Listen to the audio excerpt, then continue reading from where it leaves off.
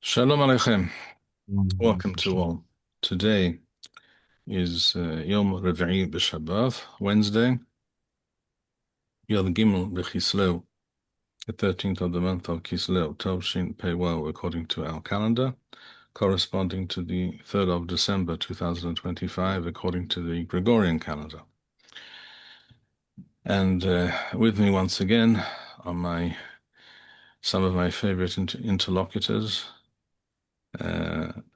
Rabbi Michael Friedman is also a therapist, as is my other friend here, Meir Rosenholz. Shalom, welcome to you both, Thank you.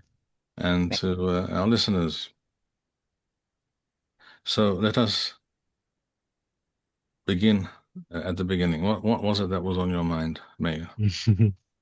Um, I don't want to make this about any Rav or a particular Rav or Don't about mention any sects. specific Right, names right. or sects, But but you but can raise the right. issue. Okay. The issue which I don't want to demean any rabbis. I don't want to chas v'shalom belittle Torah, and I certainly don't want to speak lashon hara. If I see in the news where a rabbi would say something derogatory about something that I know 1,000% the Ribono Shel Olam loves, Ribono Shel Olam loves Eretz Yisrael. I'm, I guess, that there's a special love that God has for this land. And when a rabbi comes out and says something bad about it because of the way things are set up, there's plenty to say, but when the rabbi comes out so strong against it in such a derogatory way, now I don't mind if he has an opinion, but is it possible that when that rabbi particularly lives like a king in a foreign land, is it wrong to ask if there's any biasy around or if there's any, I mean, it's just, it doesn't make sense how that is a normal thing to say coming from where that person comes from. I mean, everybody should wear white shirts, and I happen to own a factory that only makes white shirts. I mean, it doesn't make sense. And the white shirt, if you and not only that, but if you're wearing not a white shirt, you're going to burn in hell. I mean, this is insanity. I, again, I don't want to speak lashon hara, and that's what I want to ask about the Gedarim. Um, that's us Ketanim are not allowed to speak against Gedolim. Let's try to begin at the beginning, and let's try to Mhm. deal with these questions, these issues, one by one. First of all, we wish to avoid, as you mentioned, lashon hara. But it is necessary to point out that the isur of speaking lashon hara, that is to say, speaking evil of another Jew, a kosher Jew, by which I mean a Jew who generally is loyal to Hashem and the Torah. That prohibition does not exist in order to shut down open, intelligent, and free debate. Some people may interpret it that way. Some people may have used this argument to shut down all manner of debate and discussion, but that's not true. That's entirely not true. Um, so, for example, we will avoid mentioning any particular name, any particular person, any particular sect, but we can speak about ideologies. We can speak about ideas and modalities of behavior. Now, you just mentioned something about white shirts. I'm not sure that I understand exactly what you're getting at, but maybe I do. I can guess, Oh, I think, but others may not. So tell us what you're getting at. white shirts was just an example. It's akin to Entenmann's Donuts, which everybody's heard of in America. It's a very famous bakery, coming out with 20 studies that say how carbs are healthy and good for you. I mean, that would be insanity. I don't know how else to Yeah, say but it. let me just understand. Are you referring to uh, are you mentioning something to do with white shirts for whatever reason? Oh, Because you that know was of okay. certain We a could skip certain that. sect of Jews, Hasidish or Right. otherwise, No, no, that was who not manufacture white shirts. right. Right. No, no. I was Is that a referring to reality? Is that what you're where referring to? no, not at all.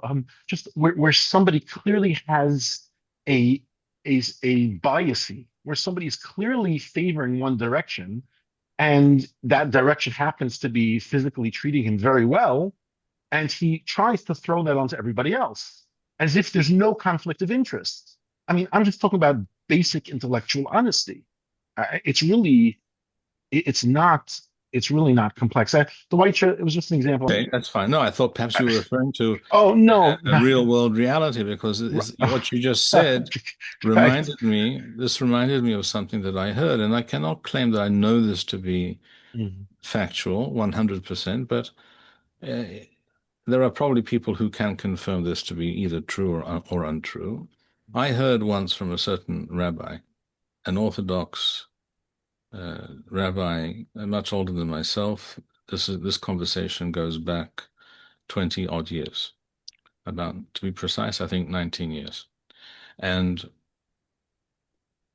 he uh, he was for many years a rabbi of a community in the general New York area, shall we say. And I was discussing with him the topic of kitniyot on Pesach. In other words, whether it is permissible for Jews, or more specifically Ashkenazi Jews, to consume uh, kitniyot, which technically we translate as legumes. In other words, things eating things like rice or beans. And the next step, or the progression from there, is oils produced from certain uh, beans, shall we say, soybeans, so soy oil, uh, or corn oil, shall we say, because corn is obviously a kitnit. In other words, these are things that are similar to grains in some way, but not standard grains, not wheat, not barley. According to the halakha, as we all know, as is explicitly stated in the Mishnah and the Talmud, without doubt, without contradiction, no doubt about, no safek about this at all, kitniyot are mutar and are not hametz, but we also know that there is a minhag amongst the Ashkenazim, has been for, amongst all Ashkenazim, I think it's probably only been something like, at the most, 600 years, which is not actually such a long time in halachic Jewish historical terms, because I know for a fact, I can quote the sources directly, that the vast majority of Chachmei Ashkenaz, the great Rishonim in Ashkenaz and Tzorfat, in Germany and France, if you go back 700, 750, 800 years, you find that uh, almost all of them say it is entirely mutar, and they have no problem with it at all. For example, the Rosh writes explicitly he was Ashkenazi. He was born in Ashkenaz, grew up in Ashkenaz in Germany until he had to flee to Spain because he was about to be imprisoned on trumped-up charges in order to extract money from the local Jewish communities, as had been done to his Rav Marami Rothenburg. And he was able to flee at the last moment to Spain, where he spent the rest of his life. The Rosh writes explicitly that it's mutar to cook and eat rice on Pesach. He goes out of his way to make this statement. His son, Rabbeinu Yaakov Ba'ala Turim, the Tur, writes exactly the same thing in no uncertain terms. He refers to those who refrain from eating kitniyot as a humra yethera, as a unnecessary extreme stringency. This also proves that it was not the common practice in Ashkenaz in their day, because in fact, the Torah says explicitly the opposite. He says, it is not the custom, it is not the practice. In other words, in his time, it was not yet a fixed custom amongst Ashkenazim not to eat kitniyot, and I can demonstrate. I won't go into it now at great length, but I've written this up. Marami Rothenburg certainly thought it was mutar. The Rosh, his Talmud, thought it was mutar. The Mordechai, his Talmud, thought it was mutar. The Torah writes so explicitly, and the list is long, all right? And the same is true for Chachmei Tzorfat, the French Rishonim. Most of them were were of the opinion that kitniyot are mutar. Certainly, many of them were, like Rabbeinu Yehiel mi Paris and Rabbeinu Yehuda mi Paris, and the list again is long. So when I say it's a relatively recent minhag that became widespread amongst the Ashkenazim of about maybe 600 years and not more, I'm basing myself on clear and verifiable sources.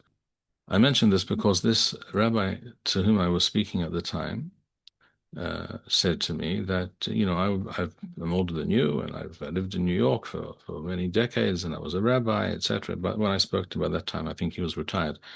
And he said, I can tell you that 40 years ago or less, almost all Ashkenazi Jews in America consumed peanut oil on Pesach. Was Everyone thought it was fine. All the rabbanim thought it was fine. And then all of a sudden, he mentioned the 60s, at some point in the 1960s, so he claimed at the time. All of a sudden, it was decided by certain, he mentioned Hasidic rabbis. He mentioned a specific one. I won't go into the names. It was decided by this and maybe a few, not one, maybe more than one Hasidic rabbis that peanut oil is asur, it's kitniyot. And then he mentioned to me that he's always wondered if it had something to do with the fact. So what do people use instead? What are they supposed to use instead of peanut oil, which is cheap? Walnut oil, which is a very fine oil, perhaps, but it's not cheap at all. And he mentioned to me that one of the Hasidim of this particular rabbi that he mentioned had opened up a business, a factory to produce walnut oil, and he had always wondered if there was some connection between the two. Now, you could, of course, say, Please, and I'm not saying, please tell I, me I you're don't know, I making don't this know. up. No, no, I'm not Please tell making me. this up. I promise you, I'm not making this Oh, up. But I don't know if it's true. In other words, yes, it could. It's almost certainly true that there was such a Jew, a Hasid, a follower of a particular Hasidic Rebbe who produced walnut oil. That's probably almost certainly true, although I haven't checked it, uh, you know, definitively. But why did this Jew produce such oil? Is it because he felt and others felt and they wanted an alternative?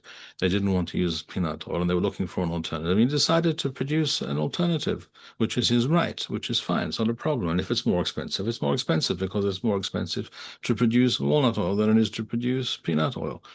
That's fine. But if it's true, and I don't know this is the case, but this is what he was saying, that it was never clear to him if this was perhaps the case, that there was a connection between this shift and in so to speak, this halachic shift and the business interests of certain individuals. If that is what brought about the shift in the halachic stance, I do not know if it's true, but I'm also not telling that I know that it's not true. And I cannot state, unfortunately, that I would be totally shocked if it turned out to be the case that this was a reason or a major reason or one of a number of reasons why uh, peanut oil was all of a sudden deemed to be asur. But and I thought you were mentioning something about white shirts for the same reason, that there was oh, some chassid somewhere right, who manufactures white right, shirts for well, the I don't know, the right, Charedi or other communities, and right.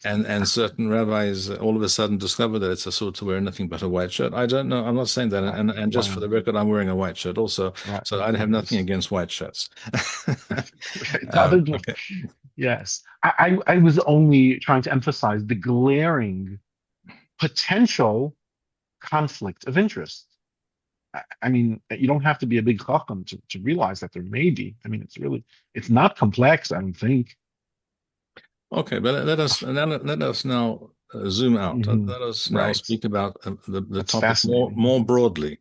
In other Hmm. words, I will tell you without referring to any specific sect or leader of any Hasidic sect, and I don't think I'm alone in thinking so.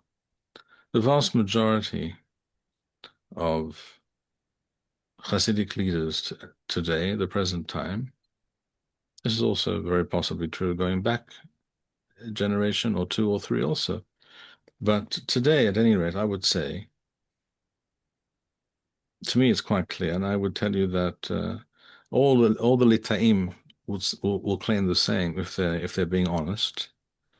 I think it's generally known that the litai world, the Litvish world, call it what you will, um, do not really hold the Hasidic rabbis in very high regard as a rule.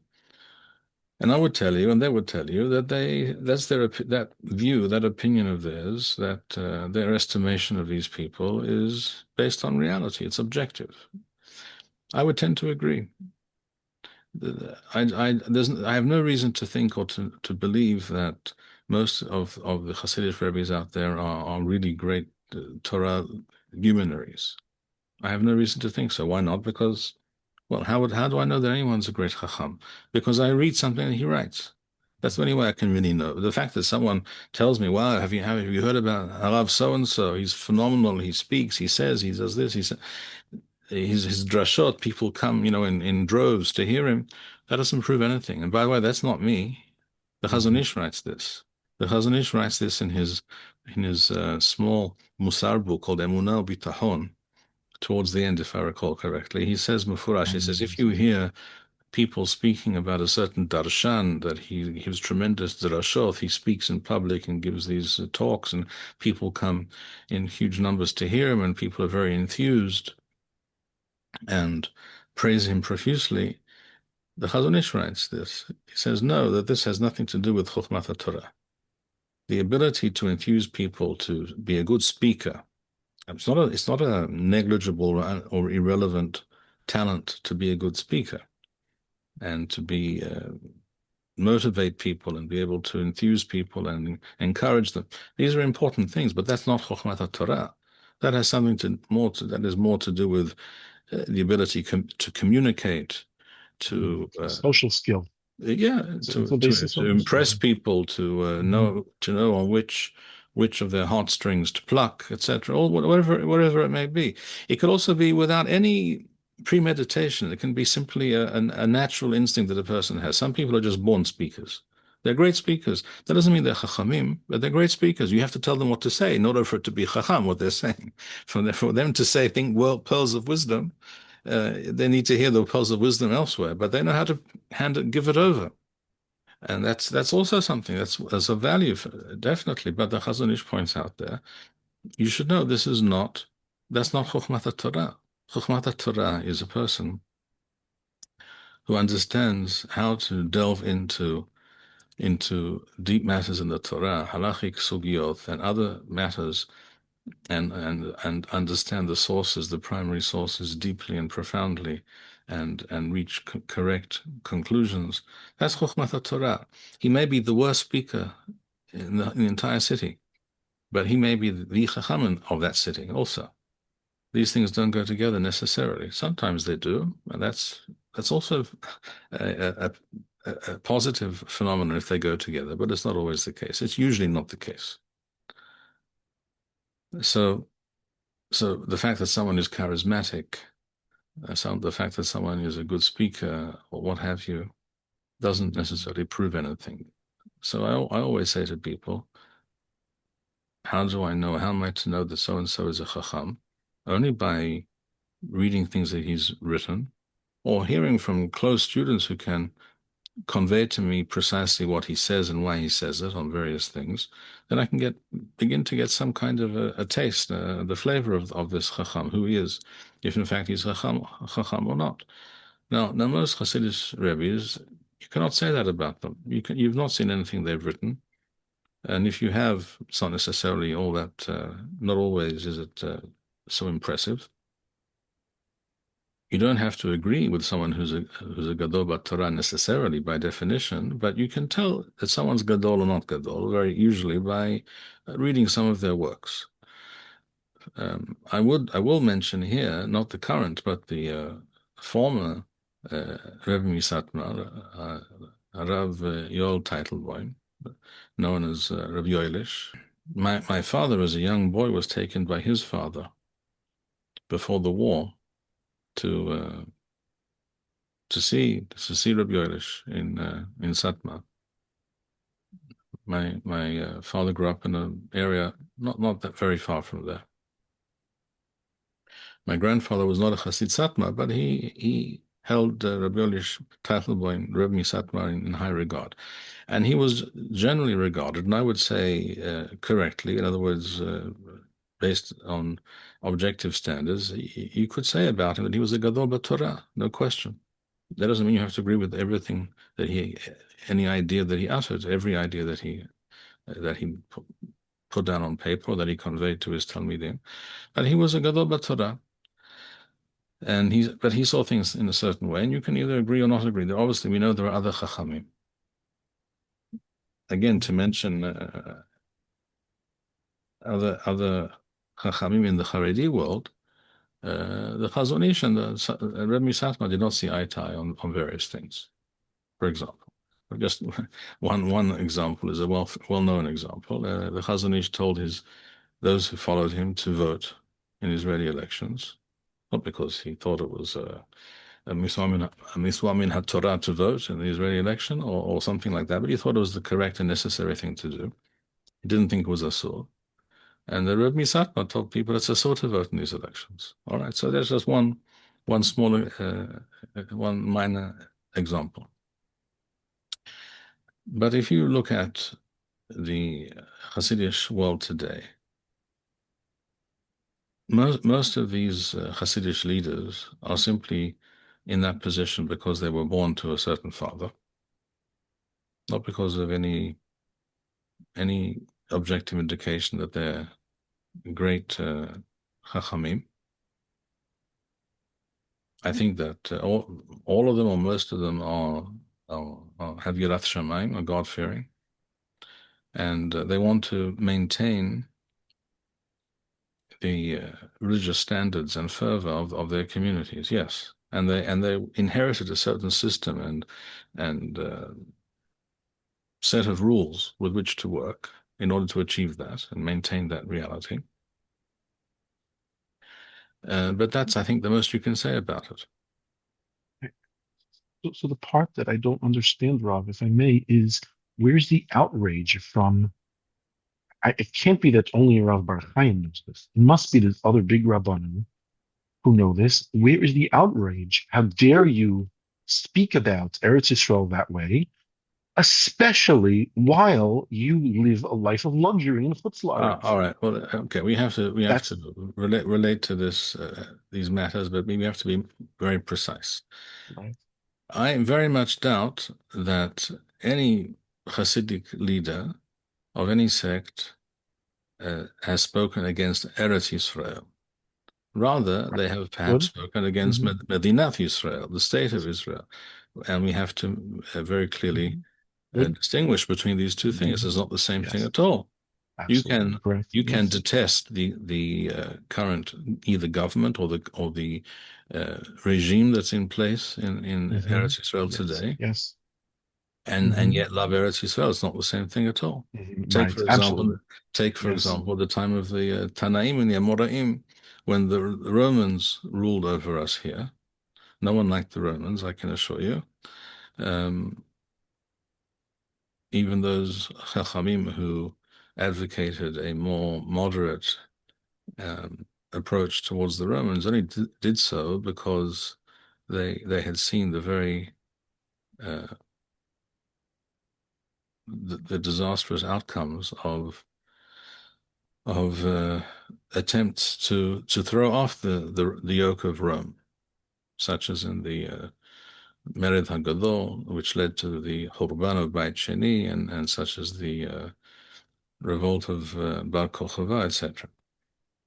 So it wasn't Ahavat Mordechai. It was mitoch Ahavat Israel. They thought this is Yes. now we have no choice but to um, behave in a certain way and be accommodating and generally not say what we really believe and think. Just as in an earlier generation, 100 years before, shall we say, in the time of Hodus HaMelech, Herod the king, who was a Rasha Gadol, a great, very evil man. The Chachamim obviously didn't like him, but it was dangerous to speak against him. And many of them therefore chose not to, as one can see such a conversation in Masechet Bava Batra in the Bavli Daf Dalet.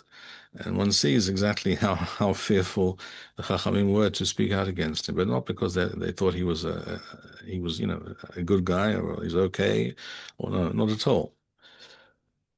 Mhm. So my point is, I don't believe any of these Chachamim or these rabbis or these Hasidic leaders have spoken against Eretz Yisrael. I believe they love Eretz Yisrael as much as any of us do, or more. Mhm.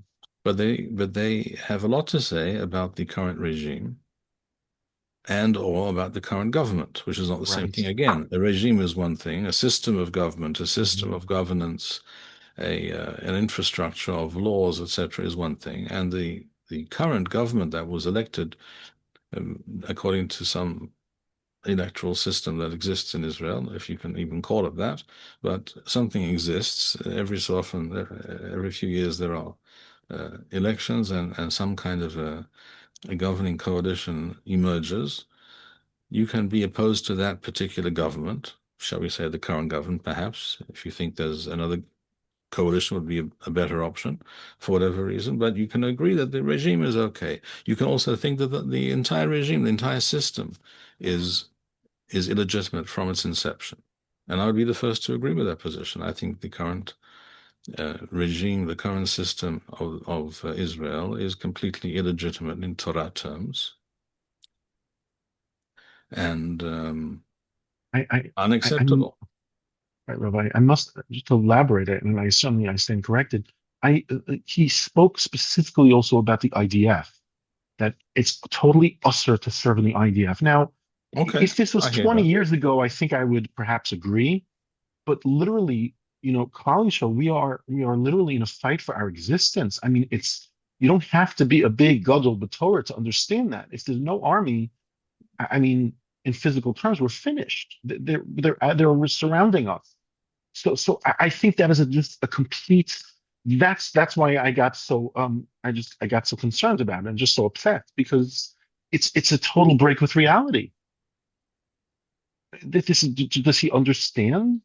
Do people in Chutz La'aretz and in general, do they understand how we're literally in Teva? We're not going to exist much longer. I mean, I think it's true in Teva. You mean without an army? Without, yeah, in Teva, absolutely, because they're coming from all sides. They're rebuilding. We all know that they're rearming. This is literally a fight for our I, existence. again, your point is legitimate and correct as far as it goes. In other Mhm. words, what would these types of uh, rabbanim or these kinds of Hasidic leaders, what would they, if you were to ask them, all right, let's say everyone tomorrow becomes a follower of your Hasidic sect, all right, and you tell everyone don't go to the army. That means that the day after tomorrow there's no army because everyone left the army. Everyone refuses to serve. Israel has no military forces. What happens the day after that? And if you ask this person, I think we all know that he will have no answer, no no answer that makes sense. But we also have to, on the other hand, state the obvious. That is that he knows that's not going to happen, and that's not. He is not addressing uh, everybody, the whole world, all the Jews in Israel or what have you. That he's not. He is addressing a very specific audience, first of all of his own followers, and then other types of so-called ultra-Orthodox Charedi Jews. Mhm. And he's expressing his view that just as we have not participated in this in this matter of the Israeli military up to this point in time historically, no, we shouldn't change our position and we should continue as before. So, and that if that is the case, then yes, on the one hand, it's terribly unfair and unreasonable, and one could say amoral to allow others to shoulder the burden and for you to do nothing. to be uninvolved, to step aside and observe from the sidelines. You could say that, but you could also say other things. You could say, and this would be true, that experience has shown that many religious people who enter the army, um, their religiosity is Absolutely. negatively impacted, if not completely undone. That's 100%. also a fact that needs to be stated openly as Mhm. well. And if this was 20 years ago, 30 years ago, I could hear. But right now, the context, it just shows, I don't, to me, and maybe I'm wrong, it's just the reality is completely not that way. The truth is that it's impossible to deny that we are at, fighting for our existence. I mean, No, that is that's what absolutely that's what true. I don't understand. That is It's absolutely true. But if you need to understand the following. Whether this this particular rabbi or rebbe or what have you says or doesn't admits as much or not, whether he even thinks about this to him in his own mind, in his own heart, whether he discusses these things with himself, I don't know. But the fact is, if he's conscious of it, of what I'm about to describe, then he would say, "It's not my concern. There are other people. There are all these non-from Jews who go to the army, and they've been doing it, and they've been managing and doing what has to be done according to your argument that we need an army. So there are people who are doing it. And if you tell them, well, we're fighting for our lives, and it's not the same as 20 years ago, or something of that sort, first of all, you could say that the situation today is in some ways more acute than 20 years ago. On the other hand, I would tell you that it's only a matter of degree. The situation hasn't changed fundamentally. The right. Islamo-Nazis are the Islamo-Nazis are the Islamo-Nazis. They do as they Mhm. do. They've always done as they have Mhm. always done and will always do as they wish to do, which Mhm. is to exterminate the Jewish people and drive us out of this country, Mhm. those they do not manage to kill. They would prefer to I kill. They would prefer to kill everybody. yeah, That needs to be said also. absolutely. It's only but the avad. It's only if they didn't manage to kill everyone that some can also be driven out. But Mhm. that's really not ideal. Mhm. That's second best. Mhm. But 20 years uh, ago, Rob, yeah, they never had a forum. They've never been on a pedestal like they are now. They get to meet with the White House. They get to, I mean, saying they've had such, they've been welcomed into the fray as if to, they've been considered as part of conversation as if they're humans. And that has never happened before. you're referring to the Islamo Nazis. Islamo-Nazis, right? In other words, 20 years ago they were nobody, nobody, everybody hated them. Now, oh, That's but Hamas, they're I think I must disagree please, with you. I mean, please, was Arafat, who was no question, right, without doubt, right. an Islamic But Nazi.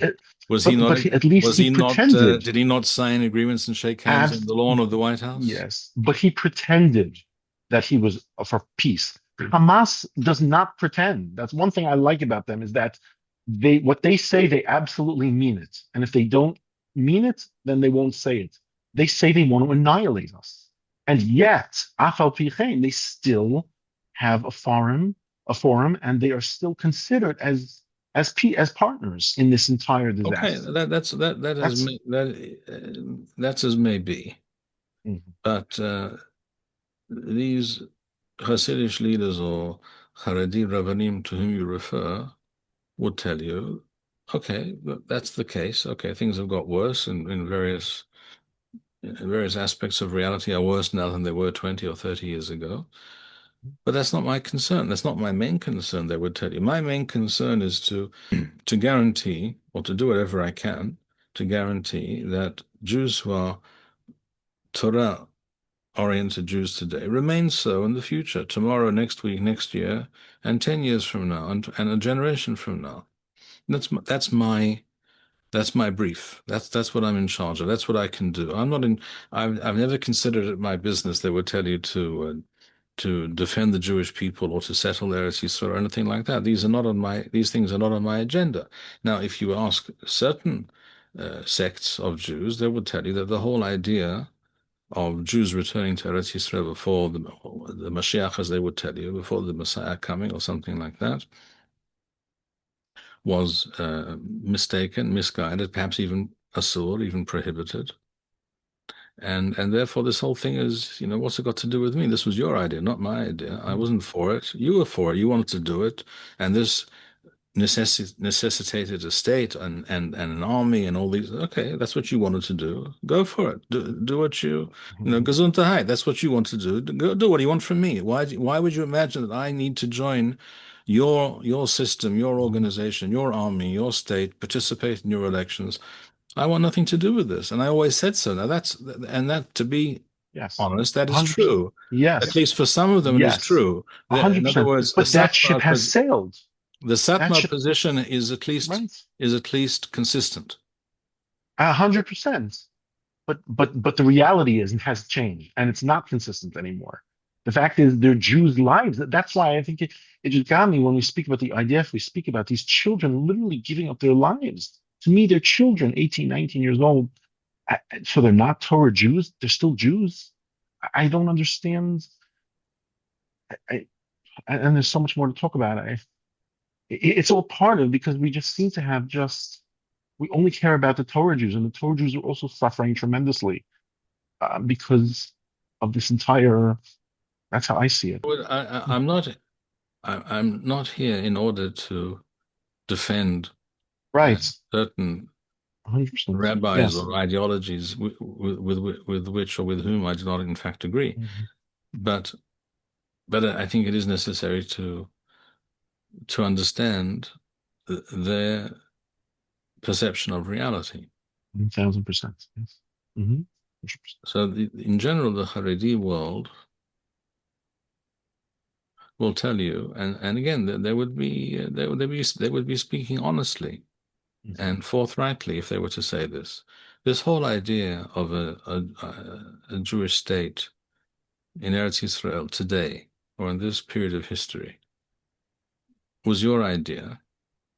You were never for it, and we have, for all kinds of reasons, we are not willing and able to participate in this experiment of yours. Or if you hold by a purely Satmar position, not an experiment, it's simply an avera. The whole thing is an avera, so you can't ask me to join. I think I mentioned Even though perhaps, Jewish lives are at stake, it goes to such an extent. but they would say, whose fault is that? That's your It, fault. You right. created this reality. That's what they would say. I think I mentioned to you that many years ago, something like 35, 36 years ago, I went to the home of Hagon, Rabbi Avigdor Nebensal, Shlita, the Rav of the Rova Yehudi in the Ratika of Yerushalayim, the old city of Jerusalem. And he said to me, I'm quite certain, he wasn't expressing his own view necessarily, although this is probably his view, but he said, I'm quite certain that if Ben Gurion had asked uh, Gdolei Israel, Chachmei Torah, certainly the Haredi world, um, at that time in Toshin Het in 1948, whether he should announce the establishment of a Jewish state in what was called and renamed by the Romans Palestine 2,000 years ago, and in order to cause everyone to forget that it was actually Judea, in other words, Yehuda, the land of the Jews. If Ben Gurion had asked the Rabbanim at that time, should I go ahead and do this? They would have said to him, don't do it. And I think he's almost certainly correct that the majority of the Rabbanim, not all, it's important to, again to point out that it's not all Rabbanim, there was no unanimity of opinion on these matters, but it's certainly true that many were opposed, would have been opposed, would have said, don't do it, it's a mistake. So if a person of that persuasion turns to you today and says, if you say to them, well, hang on, but there are Jews dying, there's danger, there's security issues, we need soldiers, we need this, we need that. So how can you just ignore all of this? How can you disassociate yourself from all that's going on? If they were to respond to you and say, wait a second, we told you all along this was a bad idea, and we told you all along we're not going to be involved. Um, You you you are in a have position of you're leadership and responsible. power. You're responsible, but no, but they would tell you, we're not in a position to lead the Jewish people. The Jewish people are in Galuth, in exile. They tell you that we're in Golus. Correct? That's what the Charedim always say. We're in Golus, which is something we need to discuss perhaps. What does that mean that we're in Galuth? But that's what they believe, that's what they think, that's how they feel. And it's not our business to, it's not our duty, it's not our responsibility to lead the Jewish people out of Galut. That's up to Hashem. That's Hashem's brief, so to speak. That's for the Mashiach to do. It's our job for now just to continue maintain what I have always referred to as Galuth mode Judaism, GMJ. We have to maintain this system indefinitely until Hashem has mercy on us, until Hashem has Rahmanos on us and removes us from Galuth. That's our responsibility, nothing more. The rest is pie in the sky. That's just your misguided perception of reality. And look where you've got us. That's what they would say. Now, I'm not agreeing with that, but Oh, I okay. I was. understand that. But I understand that that's what they truly, sincerely believe. So, if do people sincerely believe it?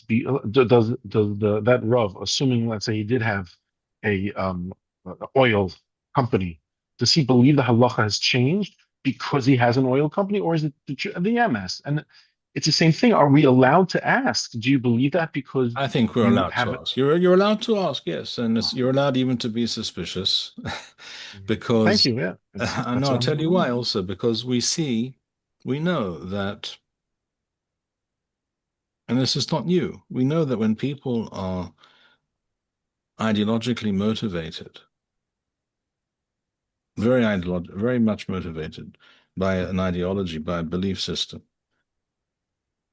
They believe they are the bearers of the torch of truth. Frequently, they will be willing and able to do anything at all.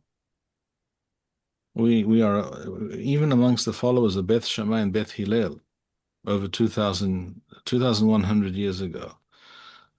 There too, we see that there were there was bloodshed between them, literally, in some cases, based on what Chazal tell us.